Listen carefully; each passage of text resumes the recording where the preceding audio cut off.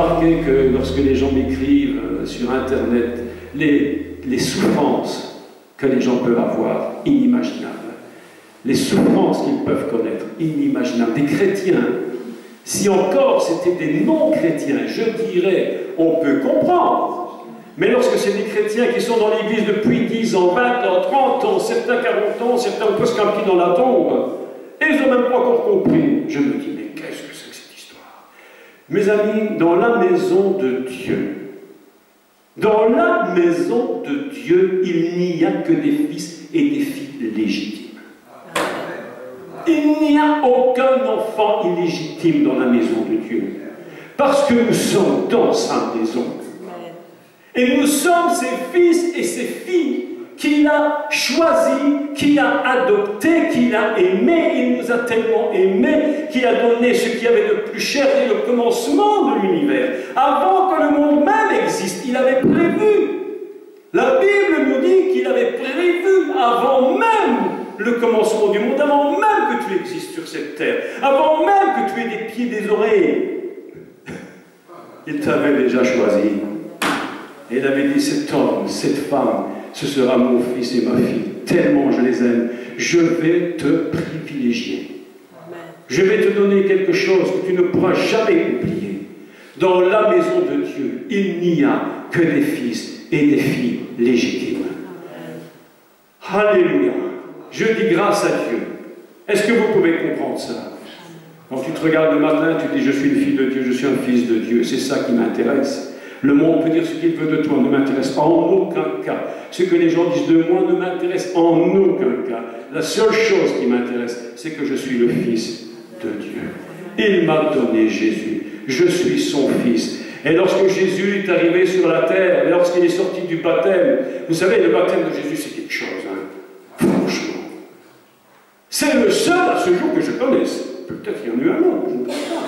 Ou une fois où le ciel s'est ouvert. Et lorsque le ciel s'est ouvert, hein, il n'a pas dit, voici celui qui fera des miracles. Il n'a pas dit celui qui fera, je ne sais pas moi, qui va changer l'eau en vin. Non, non, non, non, non, non, non. Il a dit, une voix a dit, voici mon fils bien-aimé, en qui j'ai mis toute mon affection. Faites tout ce qu'il vous dira. Alléluia. C'est l'image même du Messie, c'est le Fils. Aujourd'hui, j'aimerais qu'on puisse lire un texte ensemble. Si vous avez votre Bible, vous prenez votre Bible. Dans l'Épître aux Éphésiens et au chapitre 2. Et nous allons lire ce texte ensemble. Je vais le lire, vous allez suivre. Et puis, si vous n'avez pas votre Bible, vous me suivez. Éphésiens chapitre 2, à partir du verset 5, je vais lire et je vais vous parler de ce thème tellement extraordinaire. Pourquoi Jésus, le Messie, Yeshua, le Sauveur, a-t-il reçu de Dieu le nom qui est au-dessus de tous les noms? Il y a des gens qui ont cru qu'ils étaient le Messie. Encore dernièrement, je voyais un monsieur sur Internet qui nous sortait des âneries, mais alors, comme des buildings, mais incroyable. Le gars il avait même trafiqué la Bible, il avait dit car Dieu a tant aimé moi, et ici de son nom, je ne vais pas vous le dire, qu'il a donné son fils, moi, etc. Oh là là, mais une histoire à coucher de bout. Je dis, mais comment on peut inventer des choses pareilles? Il faut vraiment un esprit d'aveuglement. Et je vais même vous dire plus, je crois même que ce sont des esprits méchants qui font ça. Quelqu'un de normal, qui a le minimum d'intelligence, je dis qu'il ne faut même pas être grandement intelligent, mais le minimum te fait dire que si tu crois que tu es le Fils unique de Dieu qui a donné sa vie pour le monde, mais mon cher ami, mais tu n'as rien compris. Tu n'as rien compris. Écoutez ce qui est dit au sujet du Messie, Yeshua le Sauveur. Écoutez ce qu'il est dit. Et puis je vous explique. Et je lis. À partir du verset 5 dans Philippiens chapitre 2. Ayez en vous, écoutez bien, les mots, écoutez chaque mot, d'accord? Ayez en vous les sentiments qui étaient en Jésus-Christ, existant en forme de Dieu, il n'a pas regardé son égalité avec Dieu comme une proie qu'il fallait arracher. Mais il s'est dépouillé lui-même. Lui-même. Ce n'est pas quelqu'un qui l'a fait pour lui. Il s'est dépouillé lui-même en prenant une forme de serviteur, en devenant semblable aux hommes. Et il a paru comme un vrai homme. Vous imaginez tout ce qu'on peut dire sur ça, hein? C'est déjà des heures d'enseignement. Il s'est humilié lui-même, se rendant obéissant jusqu'à la mort. Écoutez la suite. Même jusqu'à la mort de la croix. Alors, vous écoutez bien ça, ce petit mot. Même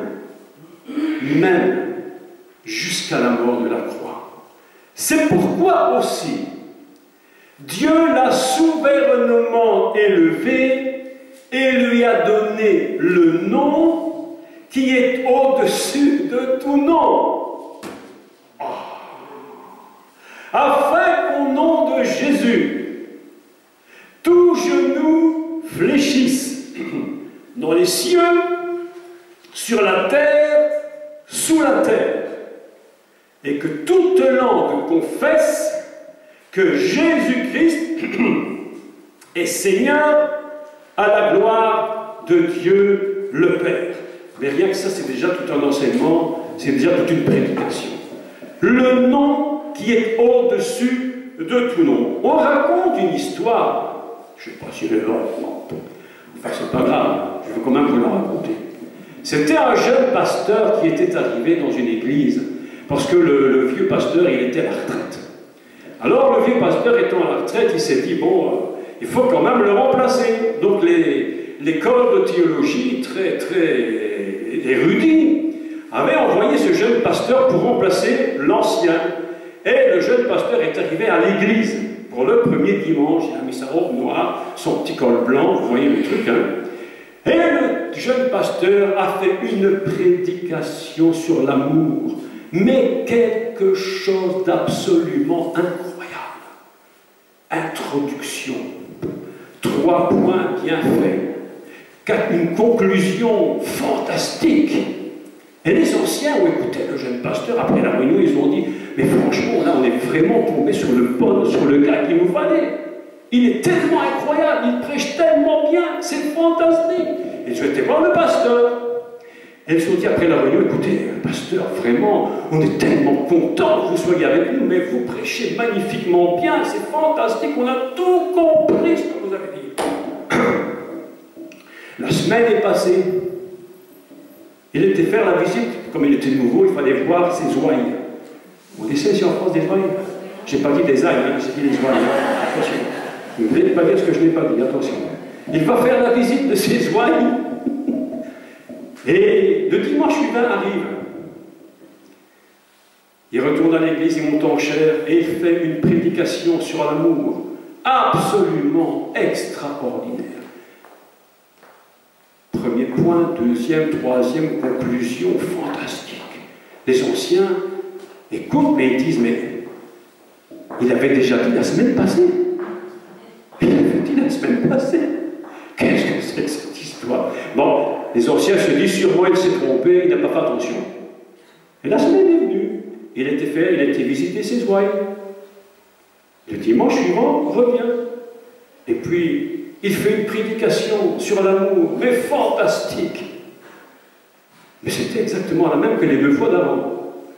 Les anciens se disent, non mais là vraiment quelque chose qui ne trompe pas. Bon, à mon avis, soit il s'est complètement trompé, on ne comprend plus rien. Et ils vont voir le pasteur, lui dire, pasteur, et ils disent, mais qu'est-ce que vous faites? Vous prêchez magnifiquement bien, tout ce que vous dites c'est formidable, mais vous l'avez dit la première fois, vous l'avez dit la deuxième fois, et voilà la 3e fois, vous le dites. Mais comment ça se fait?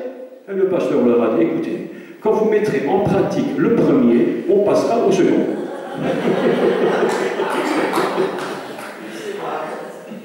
C'est bien d'écouter la parole de Dieu, mais il faut mettre en pratique. Il y a des gens qui ont entendu, dans l'église, on parle beaucoup de l'amour, mais les gens se tapent dessus non-stop. Les gens parlent de s'aimer, les gens se critiquent. Les serviteurs de Dieu qui devraient s'encourager les uns les autres cherchent toujours, pas toujours, souvent, la faille qu'ils pourraient avoir dans l'autre. Mettre en pratique la parole de Dieu, l'obéissance à la parole de Dieu, c'est le secret. Si vous voulez un jour devenir quelqu'un, un serviteur ou une servante de Dieu, vous savez que dans l'œuvre de Dieu, on parle beaucoup des ministères. Vous avez déjà entendu parler de ça? Ah, le ministère de pasteur, le ministère d'apôtre, un docteur, mais c'est pas toutes ces histoires. Mais c'est vrai qu'il y en a. Mais je vais vous dire une vérité. Chacun d'entre vous, vous êtes des serviteurs de Dieu à plein temps. Vous n'avez pas besoin d'aller à l'école biblique pour être serviteur ou servante de Dieu. Vous êtes à plein temps serviteur de Dieu. Et vous n'avez pas besoin d'avoir fait 10 années de théologie pour parler de Jésus.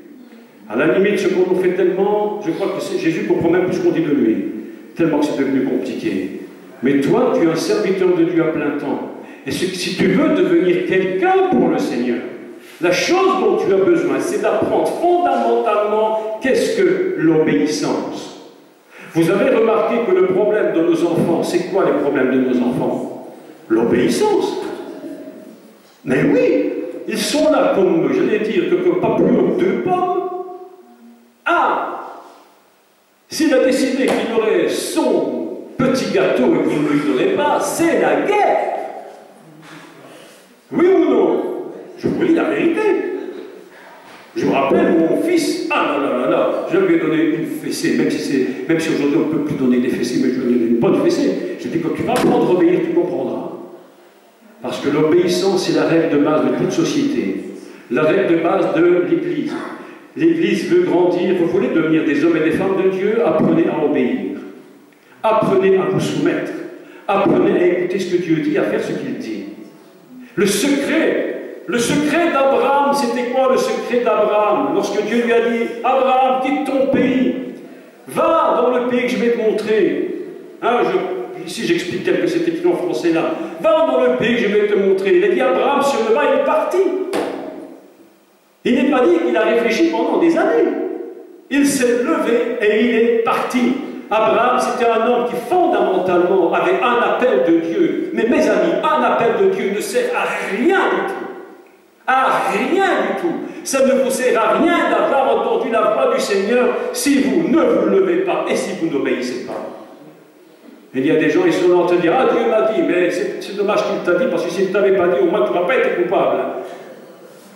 Mais comme il te l'a dit et que tu ne fais rien, tu es 2 fois plus coupable. Parce que tu ne veux pas obéir. L'appel d'Abraham démarre non pas sur un appel fondamentalement, il démarre sur un homme qui a un caractère obéissant. Lève-toi, Abraham, quitte ton pays, quitte ta patrie, quitte ta maison. Il faut tout quitter. Quitte ta maison, la maison de ton père, la maison où tu es né, tout ce que tu possèdes. Ne prends avec toi que ce que je te dis de prendre, n'emmène rien d'autre, mais pars. Abraham et Abraham se lèvent et il part. Et c'est cette obéissance, mes amis, c'est cette obéissance qui a permis qu'aujourd'hui le peuple d'Israël existe et que le Messie existe. Si un seul n'avait pas obéi, si Abraham ne s'était pas levé pour obéir, aujourd'hui je ne sais pas comment le monde tournerait. Est-ce que vous comprenez ces choses?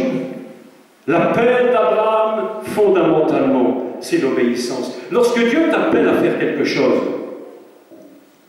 lorsqu'il t'appelle, Dieu te regarde et il se dit, est-ce que cet homme, est-ce que cette femme va m'obéir? Est-ce qu'il va faire ce que je lui demande? Est-ce qu'elle va faire ce que je lui demande? Mais oui. Lorsque tu dis à ton enfant de faire quelque chose, tu t'attends au minimum à ce qu'il fasse ce qu'il te dit, oui ou non? Tous me sont comme ça. Et s'ils ne le font pas, tu lui dis une fois, tu lui dis 2 fois, la 3e fois, tu dis je perds patience. Mes amis, il y a des gens dans l'Église, des gens comme vous, comme moi, qui ont tout perdu ce que Dieu leur avait donné. Parce qu'ils n'ont pas su obéir. Ils vivent dans des illusions, ils vivent dans des rêves, ils vivent dans des visions qui ne se réaliseront jamais Parce que si tu ne sais pas dès le commencement obéir et mettre un pas après l'autre, tu n'iras nulle part. Il n'y a pas de terre promise si tu ne sais pas te lever de ta chaise et partir vers la promesse. Est-ce que c'est pas vrai cela? Oui. Si tu ne sais pas te lever, il n'y a pas de terre de la promesse. Tous ceux qui étaient en Égypte et qui n'ont pas voulu sortir avec Moïse sont restés en Égypte, mes amis. Ils étaient combien de pourcents? 80% sont restés, au moins 80%, si pas plus. Et pourtant la promesse était devant eux, mais ils ne se sont pas levés par obéissance. Et pourtant ils avaient vu des miracles, et des miracles, 10 miracles incroyables, ils ont vu. Dieu avait déployé sa puissance de miracle, absolument inimaginable, pour libérer ce peuple. Mais ils n'étaient pas obéissants. Et lorsque Moïse leur a dit, alors les gars, on y va ou on reste? Les 80% ont dit, ben on reste. Eh bien si tu restes, tu resteras là. Aujourd'hui, il y a des millions de gens dans le monde qui sont des descendants d'Israël et qui ne le savent même plus. Vous savez pourquoi? Parce que leurs ancêtres n'ont pas obéi. Quelques-uns sont rentrés dans la terre de la promesse, ils se sont levés. Lorsque Dieu a dit à Moïse, Moïse, lève-toi, va libérer mon peuple. Moïse a discuté, il a dit, mais Moïse, tu comprends, mais moi, qui je suis? J'ai dit, je ne te demande pas de discuter. Je te dis, Moïse, lève-toi et va libérer mon peuple. Et Moïse se lève. Quel est le caractère de Moïse? Fondamentalement, c'est l'obéissance. Sans obéissance, mes amis, vous irez nulle part. Vous ne ferez jamais rien pour le Seigneur. Quand Dieu te dit, fais quelque chose, lève-toi et fais-le tout de suite. N'attends pas de croire que tu as des capacités, 1000 capacités. Ce que Dieu te demande, ne te demande pas plus de capacités que tu en as. Parce que ce que Dieu te demande, il sait que tu peux le faire. Est-ce que vous comprenez cela? Si Dieu te demande quelque chose, il sait que tu peux le faire. Il ne te demande pas d'attendre 500 ans pour que tu dises, il faut que je me forme, il faut que je me forme. Non. Quand tu demandes à ton enfant, fais ceci, tu sais que ton enfant peut le faire. C'est pourquoi tu lui demandes. Lorsque ton enfant a 3 ans et tu lui dis, va ranger ta poupée dans le tiroir, là, dans ton coffre, tu sais qu'il peut le faire, mais tu ne lui demanderas jamais, va prendre ta voiture et rentre dans le garage. Oui ou non? Mais oui, pourquoi? Parce que tu sais qu'il peut le faire et tu sais que ça, il ne peut pas le faire. Donc lorsque Dieu parle à Moïse et qu'il lui dit, Moïse, Moïse, lève-toi, vas-y, et il l'appelle, il dit, Moïse, Moïse. Écoutez, il n'a pas dit une fois Moïse, il a dit 2 fois pour être certain qu'il a bien entendu. Il a dit, Moïse, Moïse. Tu as bien entendu ce que j'ai dit. Moïse, Moïse, ça veut dire c'est toi que j'appelle, c'est pas un autre. Lève-toi, Moïse, va libérer mon peuple. Et même si tu discutes pendant un petit moment, après arrête de discuter. Lève-toi et fais ce que Dieu te dit. L'obéissance, c'est la base de ce qui va te permettre de rentrer dans ce que Dieu te promet. Beaucoup de chrétiens disent, ah, Dieu m'a promis, Dieu m'a promis, Dieu m'a promis. Il t'a promis, mais pour que tu puisses recevoir ce qu'il t'a promis, il faudra que tu fasses ce qu'il te dit de faire. Oui ou non? Amen. Lorsque j'étais, il y a beaucoup d'années de ça, je crois au moins 40 années, j'étais à Bruxelles. Il y avait une très grande conférence qui avait été organisée à l'université libre. Et la conférence, vous savez comment ça s'appelait? L'école de la désobéissance. L'école de la désobéissance. Oh! Moi, j'ai regardé ça et je me suis dit, mais on est mal barré. On est mal barré. Notre pauvre pays, il est mal parti. Et je viens d'entendre une émission à la télévision qui nous dit que la Belgique va disparaître d'ici quelques années, ce qui est très probable d'ailleurs. Mais qu'importe. Comment tu veux que le pays subsiste quand des universités font des thèmes sur l'école de la désobéissance? Apprendre à désobéir. Comment voulez-vous que ça fonctionne? Dieu dit, mon serviteur Moïse est mort. Mon serviteur Moïse est mort. C'est un drame. Vous savez, quand vous avez quelqu'un comme leader pendant 40 ans comme leader, et que le gars il disparaît, quand même ça fait un vide. Hein? Quoi qu'on pense, ça fait un vide. Nous autres, on lit la Bible tellement instinctivement, on lit Josué chapitre 1, mon serviteur Moïse est mort, et puis on va passer à la suite, mais mettez-vous dans la peau de Josué. Mettez-vous dans la peau de Josué. Il voit que son maître à penser, si je puis dire, son leader, son mentor, qui avait été un homme exceptionnel, incroyable. Voilà, le gars, il est mort. Et Dieu lui dit, Josué, Josué, Josué, Josué, écoute ce que je vais te dire. Mon serviteur Moïse est mort. Tu te mets ça dans ta tête, t'arrêtes de pleurer, maintenant tu te lèves et c'est toi qui feras rentrer le peuple dans le pays de la promesse. Ça, c'est l'obéissance. Oui ou non? Ça, c'est l'obéissance. Sans cette obéissance-là, le peuple d'Israël ne serait jamais rentré dans le pays de la promesse. Quand Dieu te choisit, c'est pour obéir. Amen. Amen. On pourrait passer en revue tous les grands leaders de la Bible, en passant par Gédéon, David et tous les autres, tous ceux que vous voulez. La première chose qu'ils avaient en eux, c'était l'obéissance. Et quand ils ne l'avaient pas, ça finissait en drame. Regardez le roi Saül. Quel drame! Regardez Saül. Quel drame! Lui qui croyait qu'il était le roi invincible, et il disait, j'étais oint. Tu peux être oint de Dieu, tu peux être oint de Dieu, tu peux être oint. Tu peux recevoir l'onction. Avec une cruche, avec une corde, avec un seau d'eau, avec un flexible. Il y a des gens qui veulent l'onction flexible. Ils sont dans les églises, ils courent partout, Baba l'onction, Seigneur, donne-moi l'onction. Ils cherchent les plus, entre guillemets, les plus puissants qui sont capables de leur donner ce que personne ne leur a donné. Mais ça ne sert à rien, je vous le dis honnêtement, ça ne sert à rien, ça c'est de la rigolade, c'est de la plaisanterie de mauvais goût. Tu peux recevoir l'onction à seau d'eau. Si tu n'obéis pas, tu seras rejeté. Et tu n'iras nulle part. Et c'est comme ça que Saül a fini comment? Il s'est suicidé. Vous savez pourquoi? Parce qu'il était désobéissant. Et sa désobéissance entraînait beaucoup de problèmes en Israël. Beaucoup de problèmes. Et on pourrait parler de David, et on pourrait parler de Paul, de Pierre, on pourrait parler de tous les apôtres, et de tous ceux qui ont obéi et qui étaient des illustres inconnus, et dont la Bible dit que le monde n'était pas digne d'eux. Vous savez, je disais ce matin que les grands, ce qu'on appelle les grands ministères, c'est pas ceux que vous croyez. C'est pas parce que tu portes un nom international que tu es le plus grand. Dieu sait qui sont les grands et qui sont les plus petits. Vous savez qui sont les grands? C'est ceux qui obéissent. Si Dieu te dit, je sais que ta capacité intellectuelle, mais il ne te le dit pas, il le sait, mais il ne te le dit pas, parce qu'il ne va pas t'humilier. Mais s'il sait que ta capacité spirituelle ou intellectuelle n'est pas plus haut que ça, il ne te demandera jamais plus que ce que tu peux faire. Jamais. Mais il sait que tu peux le faire. Donc il faudra que tu sois obéissant. Et à ce moment-là, tu pourras faire ce que Dieu te demande. Et lorsque tu auras été obéissant dans une chose, il te fera passer dans une autre. Écoutez-moi bien ce que je vais vous dire.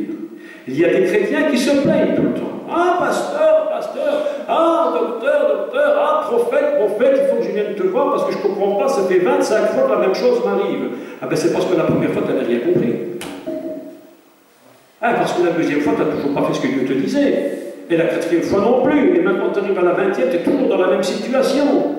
Les gens sont désobéissants par nature. La désobéissance, c'est quelque chose qui est par nature. Et c'est pourquoi il faut un miracle de Dieu, pour que nous puissions comprendre définitivement que le secret de la victoire n'est pas uniquement d'en recevoir de l'onction de l'Esprit. La base de la victoire, c'est que tu apprennes à obéir. Écoutez le texte que nous allons lire. Dans l'Épître aux Hébreux, la lettre aux Hébreux, au chapitre 5, au verset 8. Voilà un texte absolument surprenant. Un texte absolument incroyable d'ailleurs. On a l'impression que Jésus, bon je dis Jésus parce qu'on a l'habitude de dire Jésus, hein. Donc on dit Jésus, on peut dire Yeshua, mais on va dire Jésus, on a l'habitude. Un texte absolument incroyable qui concerne le Messie. On a l'impression que parce que le Messie, Jésus, lui c'est le Fils de Dieu, qu'il a entendu la voix, et Jean qui le baptisait a entendu, voici mon Fils bien-aimé, en qui j'ai mis toute mon affection, on dit, oh, c'est le top niveau, c'est le top niveau. Et il n'y a rien de plus. Comment voulez-vous être plus que ça? Il était Fils de Dieu, légitimé par Dieu publiquement, mais amis publiquement. Vous êtes aussi publiquement légitimés, je vous le dis. Mais écoutez ce qui est dit du Messie, quelque chose d'incroyable. Quand j'ai lu ça, j'étais choqué. Écoutez le texte. C'est lui, à partir de Hébreux 5, à partir du verset 7. C'est lui, donc, le Messie, qui, dans les jours de sa chair, a présenté avec de grands cris et avec des larmes des prières et des supplications à celui qui pouvait le sauver de la mort, et il a été exaucé à cause de sa piété. C'est ce que je vous avais expliqué la semaine passée, parce que je vous ai dit que Jésus priait avec de grands cris et des larmes, pour ne pas tomber dans la désobéissance.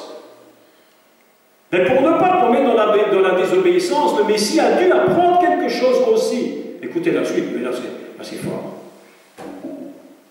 Il a, donc, le Messie, il a appris, bien qu'il soit fils, l'obéissance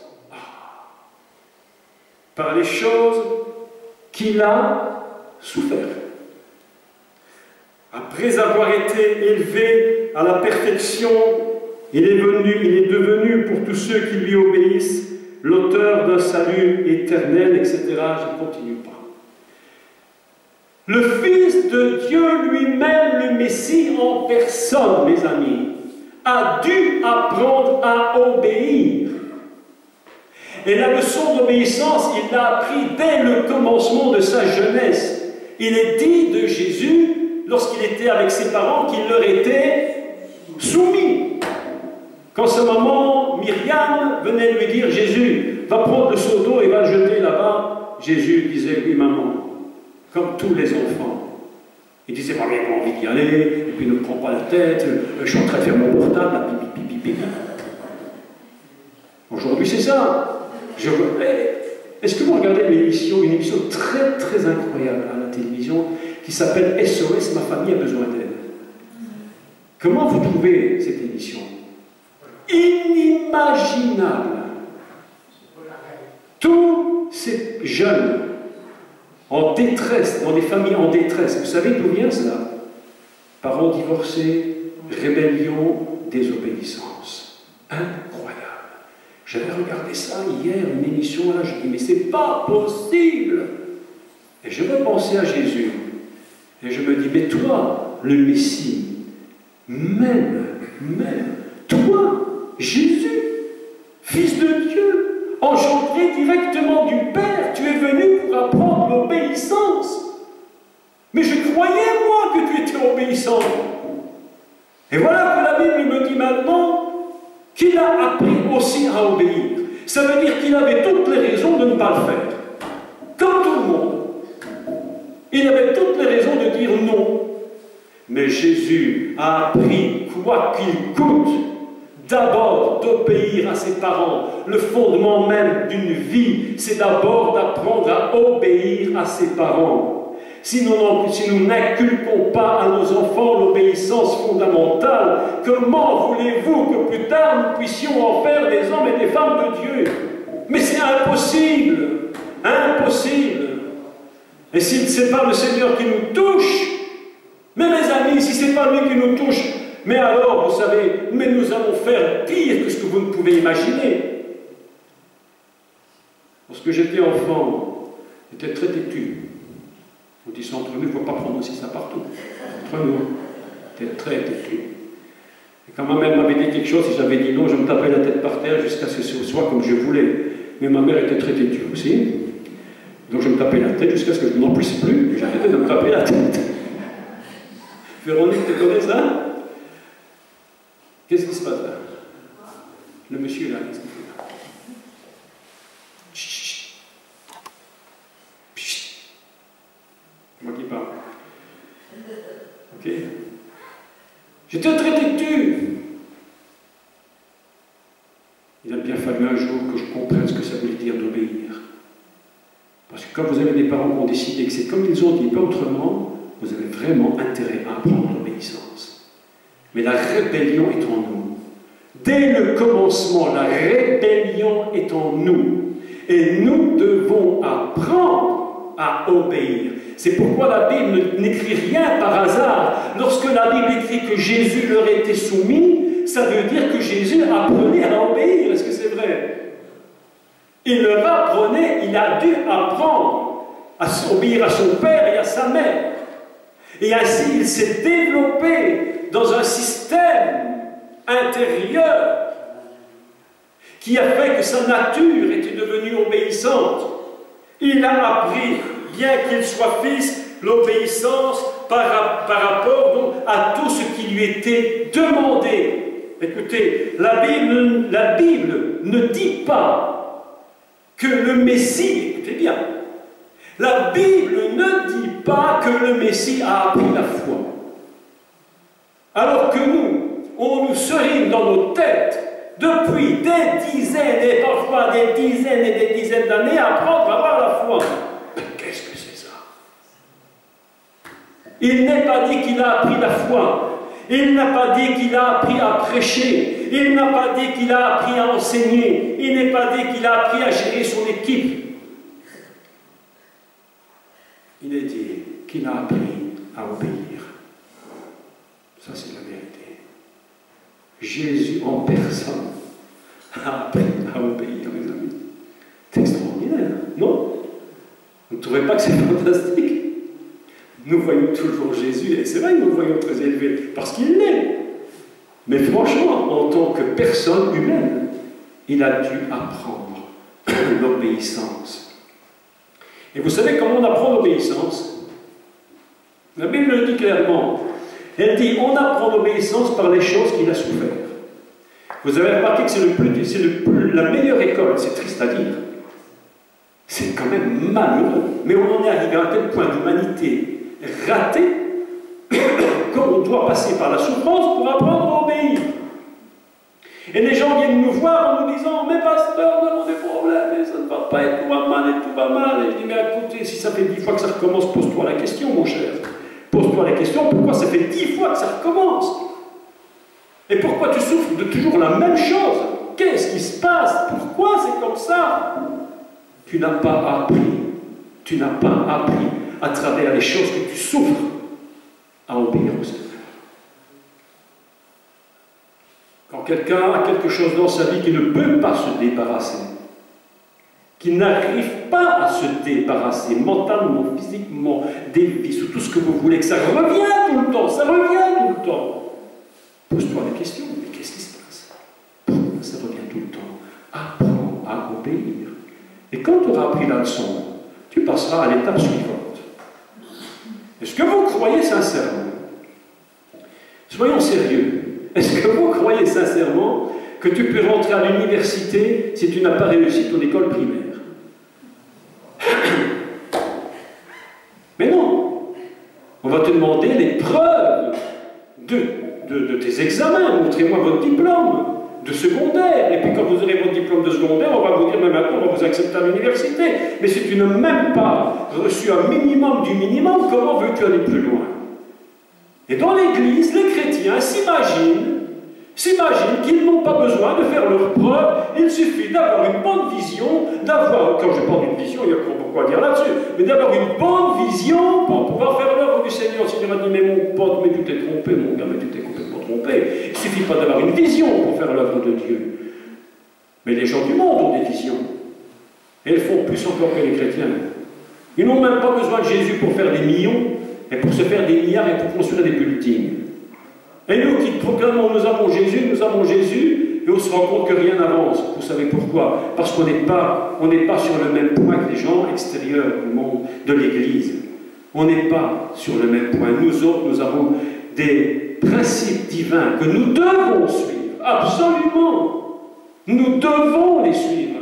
Dieu ne nous traite pas, nous, ses enfants, comme il traite des gens de l'extérieur. Est-ce que vous saviez ça? Mais je vous dis la vérité. Je ne traite pas mes enfants de la même manière que je traite les enfants du voisin. Parce que ce n'est pas mes enfants. C'est pourquoi je ne les traite pas de la même façon, oui ou non? Mais oui. Et les chrétiens, ils croient que parce qu'ils ont une vision, qu'ils ont une onction, qu'ils courent de prophète en prophète, de séminaire en séminaire, et que sais-je, et il n'y a toute façon ça ne bouge quand même pas, ça fait 40 ans qu'on nous dit que ça va bouger, que c'est le réveil, j'ai l'impression qu'on écoute des hommes politiques, demain, votez pour moi, c'est le changement, il n'y a rien qui change. Votez, fichez dehors François Hollande, on reprendra à nouveau, mais demain, je vous dis, ça ne changera pas. Tu peux croire ce que tu veux. Tu peux croire. Et je vous dis, tant que nous n'aurons pas fait nos preuves, Dieu demande une chose, te demande une chose à toi. Il te demande de faire tes preuves. Il te demande de prouver qui tu es. Il te demande de prouver que tu es capable d'obéir au minimum avant de faire le maximum.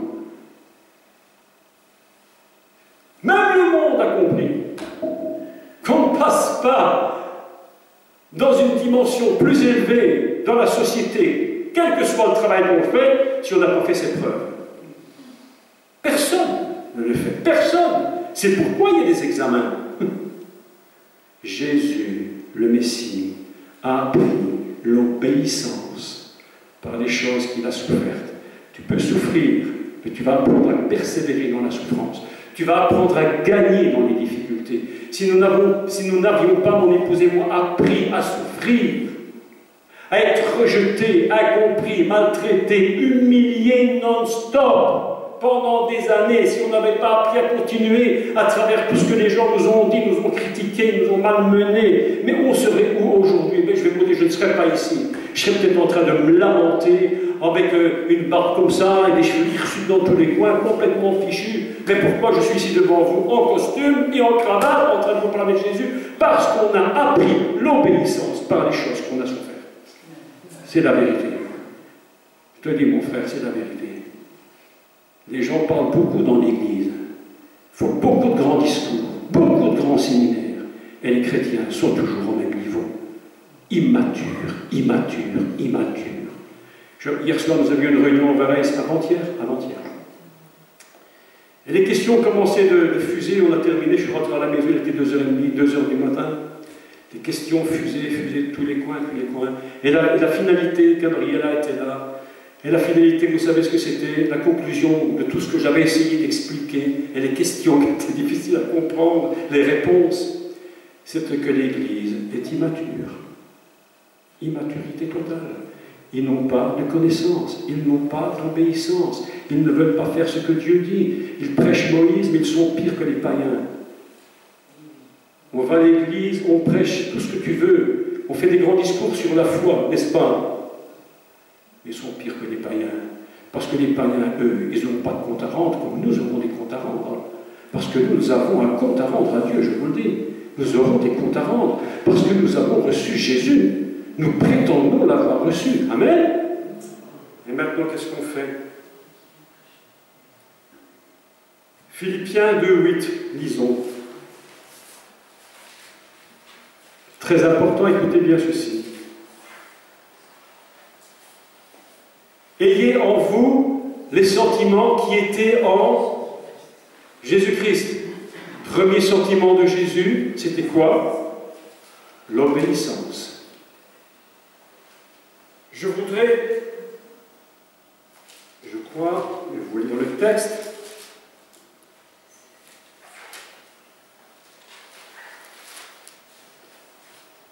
Dans l'Épître aux Hébreux, c'est absolument magnifique. Je vais vous apprendre quelque chose. Peut-être certains le savent, beaucoup d'autres ne le savent pas. Lorsque, écoutez bien ce qui est écrit, lorsque le Messie a été envoyé sur la terre, la Bible nous dit que le Saint-Esprit, l'ange Gabriel avait dit à Myriam, le Saint-Esprit te couvrira de son ombre, et le Saint-Enfant qui naîtra de toi, vous connaissez le texte, ça c'est le message de, entre guillemets, Noël. D'accord? Jésus est né. Mais au moment où le Saint-Esprit, écoutez bien, va rentrer dans Myriam, la jeune fille qui est vierge, au moment où il quitte son ciel, le Père lui dit, écoute, il faut que tu partes là-bas, hein? Il faut que tu fasses ton travail, je te fais confiance, hein? J'avais déjà expliqué ça dans mes cours, Dieu l'envoie, il l'envoie, et le mot envoyer veut dire envoyer avec une mission. Il lui dit, écoute, voilà ce que tu vas faire, tu vas partir sur cette terre. Ok, le Saint-Esprit descend dans Myriam, et au moment où Myriam est là, elle reçoit l'Esprit en elle, tout d'un coup, cette femme devient enceinte par l'opération du Saint-Esprit. Mais ce qu'il faut savoir dans cette histoire, dont je ne rentre pas dans tous les détails, c'est qu'au moment où il est rentré, il a parlé. Quoi? Il n'était même pas un être humain encore, il n'était même pas en forme de fœtus ni d'embryon, et voilà que le Messie parle. Ah bon? Mais où est-ce que tu as vu ça dans la Bible, que le Messie parle au moment où il rentre dans la Vierge Marie? Mais qu'est-ce que c'est que cette histoire? Qu'est-ce que tu nous racontes là? On n'a jamais vu ça. Un jour j'étais dans l'église et j'ai dit à un monsieur, c'est très comique parce que c'est un monsieur de chez nous, de la région où j'habite, et avec lui, il parle en patois, du village, ça. Et je lui dis, mais tu sais que Jésus est appelé le dernier Adam. J'ai jamais entendu parler de ça, moi, que tu ne comprends rien du tout, moi, qu'est-ce que c'est ça? J'ai compris que ça ne sert à rien d'insister, quand les gens ne comprennent pas, ils ne comprennent pas. Mais écoutez ici maintenant ce que je vous dis, écoutez-moi, le Messie, au moment où il va rentrer dans l'utérus de Myriam, il va dire quelque chose. Il va s'exprimer. Si ce n'est pas une révélation, personne ne peut l'entendre. Et je vous lis ce qu'il dit. Vous voulez savoir ce qu'il dit? Ça vous intéresse ou pas? Bon, il faut le dire, tout le monde passe à autre chose. C'est pourquoi, Hébreux 10, verset 5. Écoutez ce texte. Écoute ce texte. Ça, c'est fort. Incroyable. Extraordinaire. C'est pourquoi le Messie, entrant dans le monde, dit. Donc, quand tu es entré dans le monde, quand tu es rentré dans la Vierge, tu as parlé, et qu'est-ce que tu as dit? Écoutez ce qu'il dit. Et maintenant, je vais vous citer les paroles du Messie entrant dans la Vierge. Au moment où il rentre dans le ventre de Marie, et qu'il va toucher donc l'ovule, parce que c'est ça en finalité, hein, il va toucher l'ovule qui va se multiplier pour devenir un être humain. On est d'accord avec ça? Oui. Au moment où il rentre dedans, il va dire quelque chose. Moi, quand je suis rentré dans l'ovule de ma mère, je n'ai rien dit. Je n'ai rien dit. Moi, si j'ai dit quelque chose, je me suis dit, oh, comment ça va finir cette histoire? Mais lui, il va dire quelque chose, écoutez ce qu'il dit. C'est pourquoi le Messie, entrant dans le monde, dit, écoute ça, tu n'as voulu ni sacrifice, ni offrande. Puis ça, c'est le comble. Alors que ça fait maintenant 3000 ans que tu nous secoues la tête, 1500 ans que tu nous secoues la tête pour nous dire qu'il faut des sacrifices et des offrandes, et maintenant tu rentres dans le ventre de Marie et tu dis que tu n'as jamais voulu de sacrifice. Mais qu'est-ce que tu nous racontes? Tu es en train de te contredire. Jésus, mais tu te contredis. Ça fait maintenant 1500 ans, c'est pas plus qu'on est en train de faire des sacrifices, et c'est toi qui le veux, et maintenant tu dis que tu n'as voulu ni sacrifice ni offrande. Mais qu'est-ce que tu nous dis? Écoutez la suite. Mais tu m'as formé un corps. Tu n'as agréé ni holocauste, ni sacrifice pour le péché. Alors j'ai dit, voici, je viens pour faire, ô Dieu, ta volonté. Autrement dit, je suis venu pour obéir. La fonction fondamentale du Messie, c'était pas de faire des sacrifices. C'était pas de faire des sacrifices d'animaux. La fonction fondamentale du Messie, c'était d'obéir. L'obéissance, c'est vraiment ce qui est le plus important. Si Jésus n'avait pas été obéissant dès le moment même de sa conception, nous ne serions pas ici aujourd'hui. Nous serions tous perdus définitivement. Rappelez-vous, au commencement du monde, lorsque l'homme et la femme sont dans le jardin, Dieu leur avait dit, vous pouvez manger de tout. Écoutez franchement, Il a dit, vous pouvez manger de tout, profitez de tout. Il y a une seule chose que je vous demande de ne pas faire, une seule petite chose. C'est pas grand-chose, toute petite. Tu vois là, il y a un arbre là, il est beau, tu vois. Cet arbre là, s'il te plaît, tu ne vas pas là et tu ne vas pas manger. C'est tout ce que je te demande, c'est pas compliqué. Tout le reste, tu peux. Mais ça, tu ne peux pas. Et la Bible nous dit comment que la désobéissance était là. Le serpent est venu, il a poussé la désobéissance. Cette simple désobéissance. Et pourtant, combien de fois ne l'ai-je pas dit? Est-ce que le péché qu'ils ont fait paraissait si grave? Encore s'ils avaient assassiné. Encore s'ils avaient fait des choses abominables.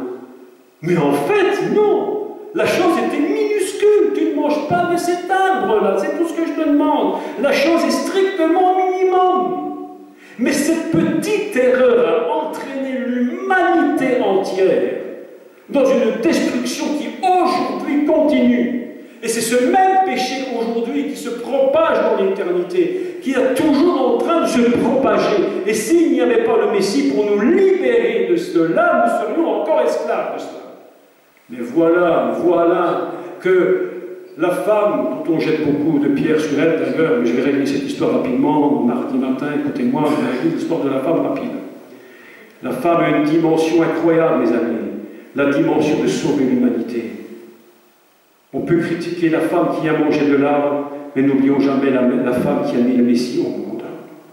C'est elle qui l'a mis au monde. Vous les femmes, vous avez une force incroyable, une dimension incroyable de porter la vie. Nous les hommes, on fait nos petites affaires. Et quand elles sont faites, c'est terminé. Ça nous prend 5 minutes et encore. Mais lorsque la femme est enceinte, elle doit attendre 9 mois. Et nous les hommes, nous ne savons pas ce que ça représente de porter la vie en nous. Nous n'avons même pas cette même dimension. Le Saint-Esprit vient dans Marie, c'est-à-dire l'Esprit messianique, et il parle. Je suis venu au Père pour faire ta volonté. C'est la base de toute chose. Écoutez la suite, et je vais terminer. Pour commencer à faire la volonté de Dieu, écoutez le secret. La Bible nous dit qu'il s'est dépouillé lui-même. Je ne sais pas si vous comprenez bien le mot, dépouiller lui-même. On ne lui a rien imposé. Ce matin, je parlais avec mon épouse en voiture, je lui ai dit, tu te rends compte ce qu'on raconte dans l'Église, toutes les choses qu'on dit dans les églises. Et les hommes sont là, femme, sois soumise à ton mari, c'est écrit dans la Bible, soumets-toi, soumission, apprends à obéir. Mais il n'est jamais dit, Marie, soumets ta femme, c'est pas écrit. Il n'est jamais écrit dans la Bible, Marie, soumets ta femme. Il est écrit, il est dit aux femmes, femmes, soyez soumises. C'est-à-dire que c'est un acte volontaire. C'est volontaire. Tu dois volontairement comprendre qu'il y a une position à avoir, un équilibre à avoir. Moi, je ne dis pas à ma femme, sois soumise. Mais non. Plus je le dirai, plus c'est pire ce sera. Mais oui. Pourquoi vous riez? Oh là là. Là, j'ai dit une bêtise. Mais je ne suis pas là pour soumettre mon épouse. Mais est-ce que ces pasteurs sont fous? Est-ce qu'ils ont perdu la tête? Est-ce qu'ils ont pété les plombs? Ce n'est pas à eux à soumettre toutes les femmes de l'Église. Ça s'appelle de la polygamie spirituelle, ça, de la stupidité. Femme soyez soumise, c'est quelque chose de volontaire. C'est-à-dire que la femme qui est une femme, je parle des femmes ici maintenant, on parlera des hommes une autre fois, hein, parce que attendez, pourquoi dire là? La femme qui va se soumettre volontairement à Dieu, à son mari, à reconnaître qui il est, qu'il va reconnaître qui il est. Mais si elle aime Dieu, tu n'as pas besoin de lui dire soumets-toi, elle va automatiquement le faire. Parce que c'est son cœur. C'est son cœur de le faire. Est-ce que vous me comprenez? Mais oui, c'est son cœur. Elle s'est dépouillée.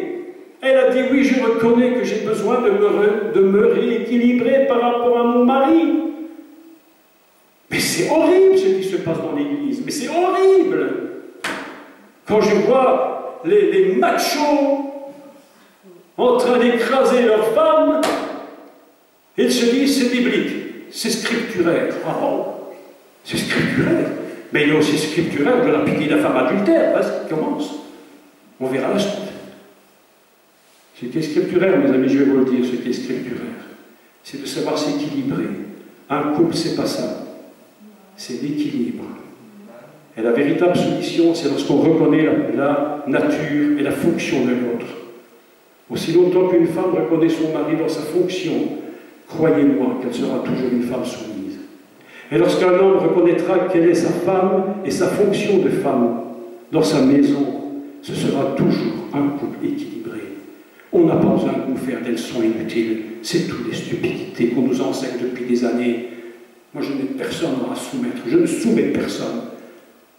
Je suis dans la pensée du Seigneur.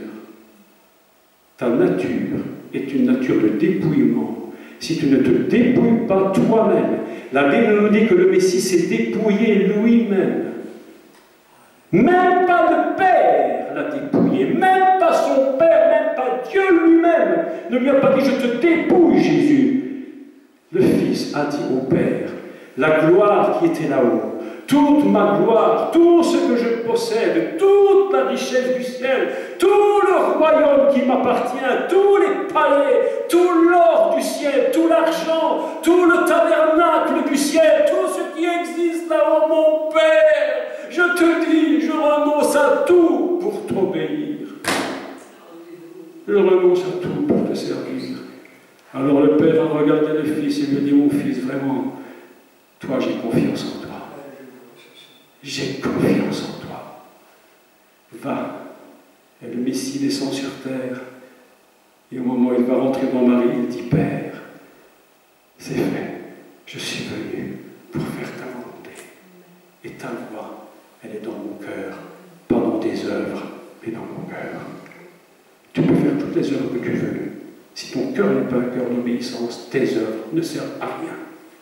Tu as perdu ton temps. Tu continues de le perdre. Et les chrétiens, on essaie de les sanctifier par des systèmes religieux. On essaie de nous sanctifier peut-être par des systèmes religieux depuis des années. Dépouille-toi, mon frère, dépouille-toi de tout ce que tu avais. Il y a des gens, parce qu'ils étaient des hommes d'État importants, je les convertis, ils croient parce qu'ils étaient des hommes d'État qu'aujourd'hui ils peuvent être des prédicateurs, mais tu te trompes complètement. Dépouille-toi. Si tu veux servir Dieu, apprends à obéir. Apprends à obéir. Je vais bientôt terminer.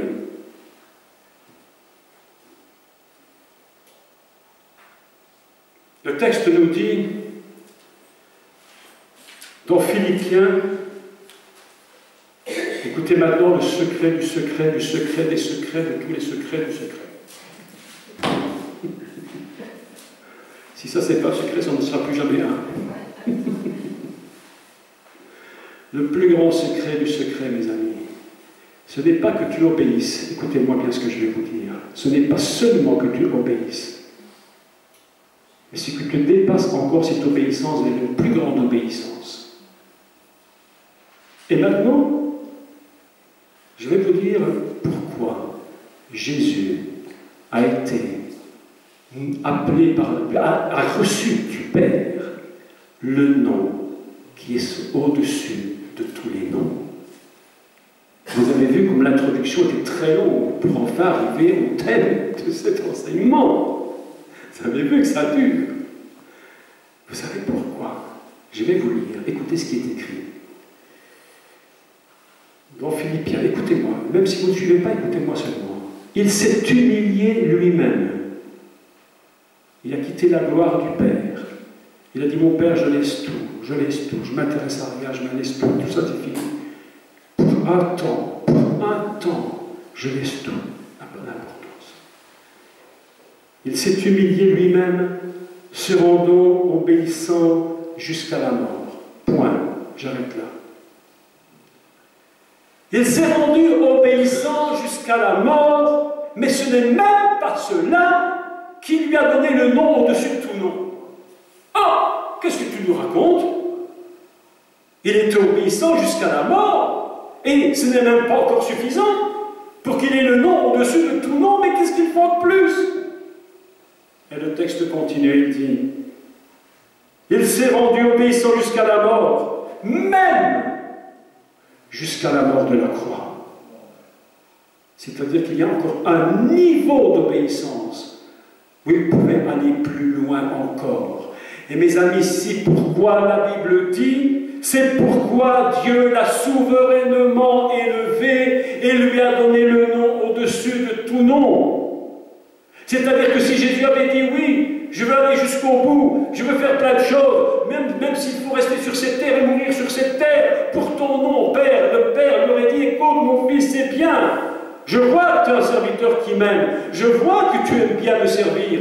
Hein? Tu es prêt d'aller jusque-là. Mais la Bible nous dit non, non, non, non. Ce n'était pas encore suffisant pour posséder le nom qui est au-dessus de tous les noms. Il a dit, il fallait qu'il aille jusqu'à la mort de la croix. C'est-à-dire que le maximum était atteint, première chose. Deuxièmement, le Messie, lui, n'avait jamais péché. Jamais. Il était parfaitement saint, est-ce que vous le croyez au moins? Oui, il n'avait pas besoin de ça pour mourir. Pour mourir, il fallait qu'il se donne lui-même.